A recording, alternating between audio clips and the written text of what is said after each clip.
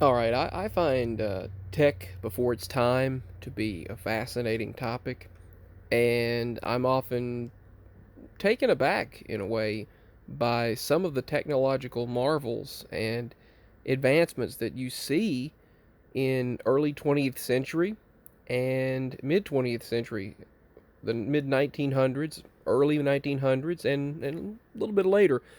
Even before then, some of the higher quality images that we would see in the 1800s. Of course, some of them have been upgraded and revamped to not revamped. That's probably not the proper word.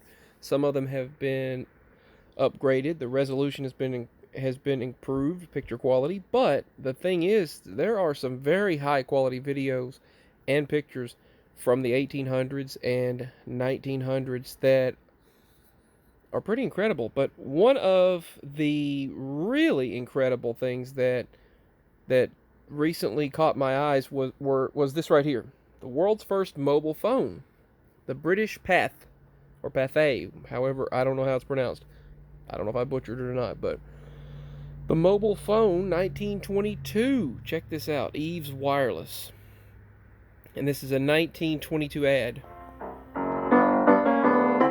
Probably turn the music down.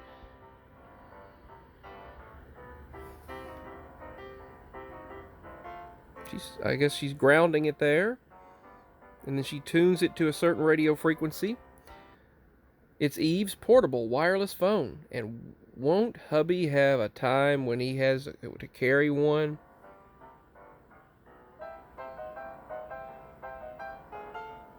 And there you see she's opening an umbrella type of thing there and connects the phone to it, and she begins to talk into this radio. And then the person on the other side there, that's the operator, the mobile phone operator at the time, and she connects them to the radio frequency to talk to the person on the other side, I'm assuming. And or she might be talking to her, I don't know, but the other person is dialing it or tuning it to it. So that's pretty incredible. The sleeves, what does it? Apparently in AD 2000 we shall be having a hair-raising time. This monster plane will carry 600 passengers. This is 1940. Now you should check this out. 1940s Bell telephone, mobile telephones. A truck out on the open highway. I'll leave a Miles link from the below nearest to town. this. Let's go ahead. Let's say important for someone to get in Let's go touch ahead with the and drivers save of this this link outfit. here. How can it be done? They get a phone call CL4 3592. in the vehicle. They tell exactly which number they are, and it transmits back to the boss. They tell them to make an extra stop, and they do it, Stevens out to check it out. A number of transmitting and receiving it transmitted stations over a tower. connected to telephone lines are spaced at intervals along the highway so that one will always be. I'll go ahead and show you In the order quick to reach overview. vehicles traveling the highways between cities, a number of transmitting and receiving stations connected to telephone lines are spaced at intervals along the highway so that one will always be in range of the moving vehicle. The antennas are placed preferably on high ground because the high frequency waves are limited in distance to the line of sight. To understand how mobile telephone service works, let's go back and see how it was used to pick up that load at Charleston. Bill knew that one of his trucks should be in the vicinity of Centerville, rolling along little more than half full. If he could get in touch with the truck, he would be okay. This seemingly unusual assignment was simpler than you might think. All Bill had to do was to call the truck on the mobile telephone service with which all his transports were equipped. Using his regular business telephone, he dialed long distance. Try to reach CL4 3592 at Centerville. Thank you. Telephone building in Centerville.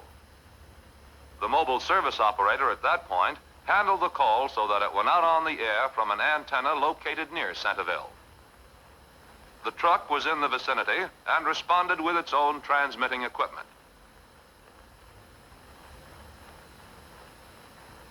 In the radio part of calls between vehicles and mobile service stations, frequency modulation, FM, is utilized to ensure high-quality transmission. Except for the radio part of the conversation, the calls travel back and forth over telephone lines.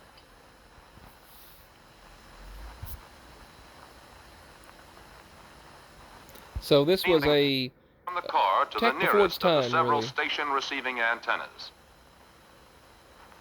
These are connected by telephone lines to the base station. By having several receiving antennas, it is ensured that the reception from mobile units having relatively low power transmitters and antennas close to the ground will not be blocked by high buildings. After the call reaches the receiving station antenna, it is handled like a regular telephone call.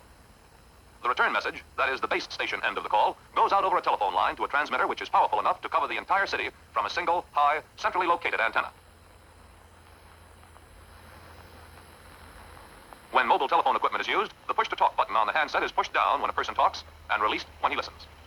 Thus, the mobile telephone equipment in the car transmits when the handset button is down and receives when the button is up.